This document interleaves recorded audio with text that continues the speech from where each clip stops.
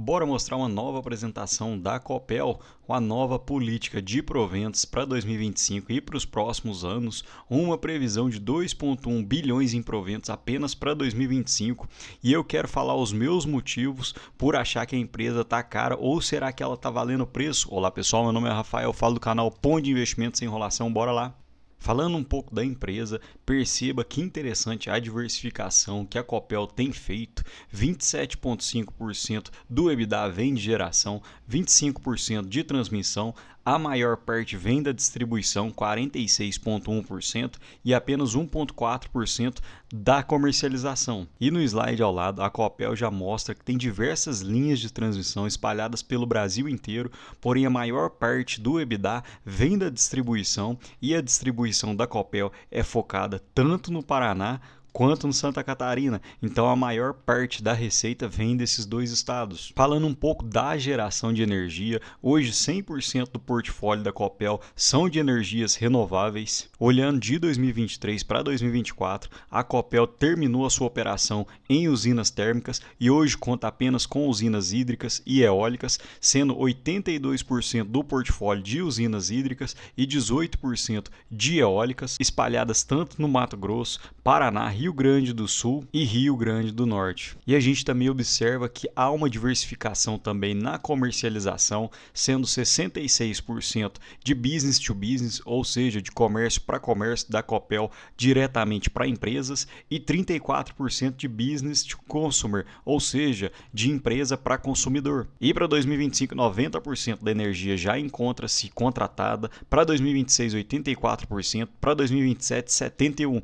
Então, realmente, a Copel tem um ótimo trabalho na comercialização, já fazendo essa venda para os próximos anos. Falando um pouco da distribuição, que é onde vem a maior parte da receita da Copel, é a quarta maior distribuidora do Brasil, com concessão válida até 2045, então zero receio de perder alguma concessão, de perder algum tipo de receita. E a maior parte da distribuição da Copel encontra-se no estado do Paraná, que é o quarto maior PIB do Brasil, a economia cresce 1,5 vezes o PIB do Brasil, um índice de desenvolvimento humano acima da média brasileira e um PIB per capita 8,2% maior do que a média brasileira. Então é um estado muito interessante que a Copel atua. Falando do mercado a fio, 27% do mercado da Copel são residenciais, 34% do agronegócio, 12% industrial, 15% comercial e 12% outros. E a gente percebe também que a Copel tem entregue um EBITDA ajustado realizado bem maior do que o EBITDA regulatório, ou seja, a Copel consegue ter eficiência no seu resultado operacional, uma taxa de inadimplência muito baixa, em torno de 1% e decrescendo, e o número de clientes vem apenas aumentando. Então você tem um bom trabalho em que você consegue aumentar sua base de clientes e mesmo assim manter uma inadimplência controlada. E o foco da Copel para 2025 e 2026 é na excelência operacional, por isso ela tem feito alguns marcos estratégicos, como a renovação de concessão. 67% das concessões foram renovadas por mais 30 anos, reestruturação organizacional, recompra de ações, vou falar um pouco sobre isso no próximo slide, desinvestimento na Compagás e na UEGA, que foi 1,2 bilhões de valor destravado. Esses são pontos muito interessantes, porque são investimentos que não são o core da companhia, não é o principal. Então é interessante fazer esse desinvestimento para poder investir em coisas que a companhia tem mais know-how, sabe extrair melhor as receitas. Programa de demissão voluntária, 1.437 funcionários já aderiram, estimativa de 2,5 bilhões de investimentos em 2025. Otimização de portfólio e venda de imóveis, foi o que eu falei, são coisas que não são o principal da Copel. Por exemplo, a compra de imóveis, ela pode alugar um determinado imóvel para fazer sua administração sem ter a necessidade de comprar. Então a Copel tem feito esse tipo de desinvestimento e uma nova política de proventos com payout mínimo de 75%. E a Copel mantém sua TIR baseada em 6 pilares. Opcionalidades são dividendos extraordinários, recompras de ações e fusões e aquisições, dividendos sustentáveis com payout mínimo e significativos irregulares. Então acabou aquela brincadeira da Copel pagar dividendos de centavos. novos projetos, os retornos claros acima da taxa interna de retorno mínima e aprimoramento de framework, grau de investimento, uma alavancagem ótima, robustez de balanço, otimização de resultado e eficiência tributária, pagando uma certa parte de proventos em JCP e outra em dividendos, e um caixa estratégico para poder obter flexibilidade financeira e resiliência nos negócios. E o que significa essa estrutura ótima de capital? Percebam o estudo que a Copel fez, considerando 78 mil diferentes cenários para a criação desse espaço amostral, e ela entendeu que o range entre 2,5 e 3,1 vezes, que representa 95% dos cenários de otimização do Equity Value, seria a melhor taxa de alavancagem que ela poderia obter no seu negócio. Então, a alavancagem ótima resultante é de 2,8 vezes e hoje a Copel encontra-se em 2,1 vezes. Então, o que ela pode fazer? Sabendo que ela tem que chegar nesse tipo de alavancagem, a Copel pode ter uma melhor política de proventos e ela também pode se endividar um pouco mais para poder fazer novos investimentos. E percebam que dentro da política de proventos também houve novos estudos, dividendos como instrumento para atingir a estrutura ótima de capital, ou seja, enquanto a Copel tem essa alavancagem menor de 2,8, ela pode pagar mais provento para poder chegar em 2,8. Então hoje ela tem um mínimo de 75% do lucro líquido e uma meta de alavancagem de 2,8 com margem de mais ou menos 0,3 a ser convergido em 2 anos. E como eu disse, a Copel planeja fazer diversos investimentos para os próximos anos na Paraná Trifásico, a renovação dos ativos depreciados, cabos protegidos, melhoria na qualidade e a redução de operação e manutenção. Percebam o CAPEX, que vai variando desde 2021 de 1,6 bilhão e para 2025 quer atingir 2,5 bilhões.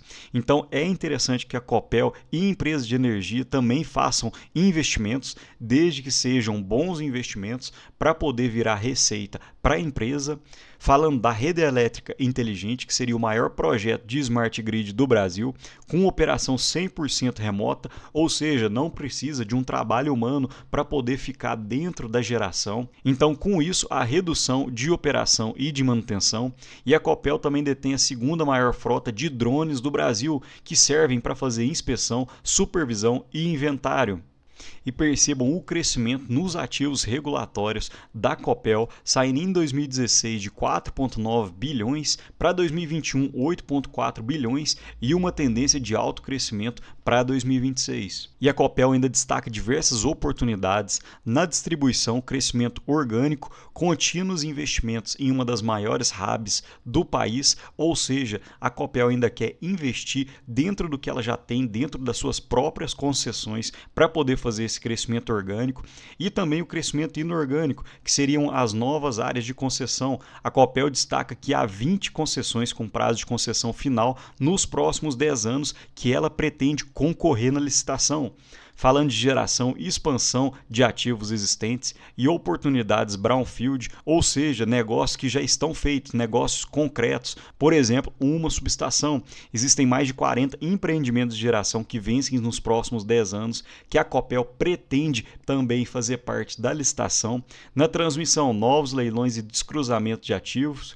E também na comercialização, na frente atacado e varejo, novos serviços e abertura total do Mercado Livre no Brasil. Falando um pouco dos proventos, como eu havia falado, desde 2019 a Copel tem tido uma melhor política de proventos, saindo dessa faixa que o pessoal fazia diversas brincadeiras, que era igual ao Banco Itaú, que não pagava dividendos, para uma faixa em torno de 5%. E a Copel normalmente paga proventos 2 vezes por ano, em setembro e em dezembro, e apenas para 2025 já pagou 3,5% em dividendos. A gente percebe que o normal é a Copel pagar em JCP para poder obter uma maior eficiência tributária, porém, quando há dividendos extraordinários, ela também tem feito em torno de 2 pagamentos ao ano. E para 2025 já anunciou apenas dividendos e também ainda deve anunciar JCP. E falando em recompra de ações, a Copel está com um programa de recompras em ações aberto. E tanto em dezembro de 2024 quanto em janeiro de 2025, a Copel chegou a recomprar 0,19 e depois 0,26 e percebam num preço médio de 8,77 e 8,95.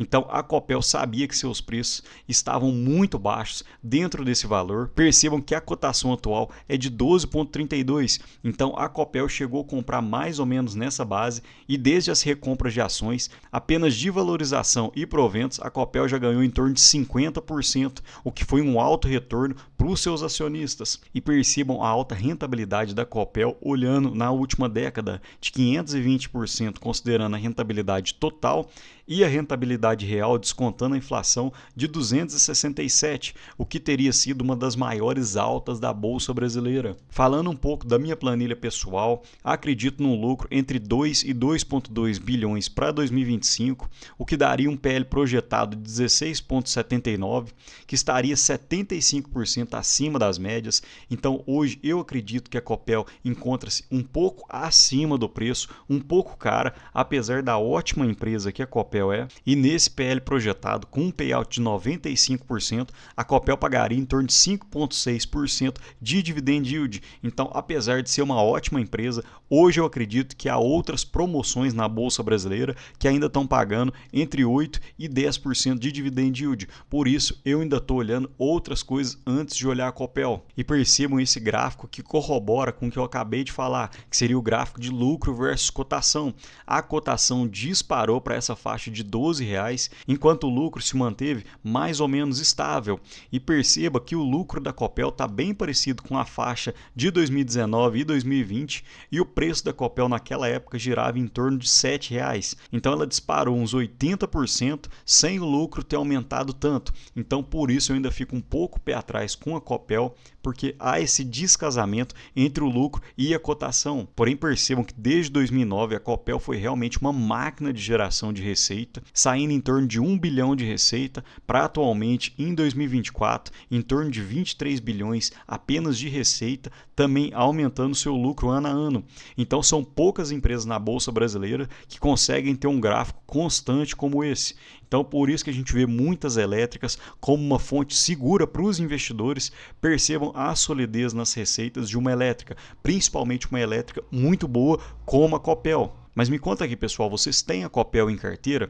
Já tive a Copel e vendi na faixa de R$10,50 e hoje a Copel encontra-se com R$12. Então a gente não tem que ficar pensando, poxa, eu poderia ter segurado mais, se eu tivesse segurado mais eu tinha ganho 10%, 15%, porque dentro da sua expectativa e do seu estudo, você tem que ter a convicção de que está fazendo a coisa certa. Dentro de uma base de estudos, sabendo o que você está fazendo, eu posso ter pego esse valor que foi investido na Copel e investido numa próxima empresa que pode me gerar um retorno maior. Então a gente não tem que ficar olhando para o passado, nem pensando e se a gente tivesse feito outra coisa. A gente tem apenas que estudar, aprender com um ou outro erro e continuar em frente. No mais, me contem aqui, vocês têm a Copel em carteira ou estão de olho em outra elétrica? No mais, deixo um ótimo dia para vocês e um abraço.